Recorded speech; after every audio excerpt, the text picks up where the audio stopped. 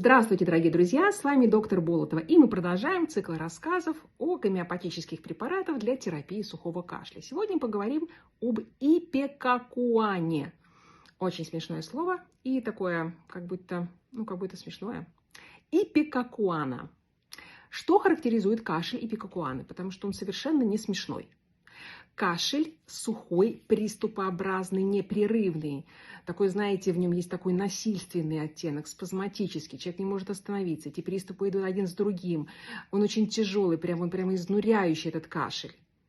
И, что очень интересно, он может закончиться либо рвотой, прям реально рвотой, либо будет человек давиться кашлем, как будто позыв на рвоту идет. И это очень хороший признак для того, чтобы назначить ипекакуану. Итак, друзья, когда вы назначаете ипекакуану, кашель приступообразный, непрерывный, прямо насильственный, и он либо заканчивается рвотой, либо есть позывы на рвоту.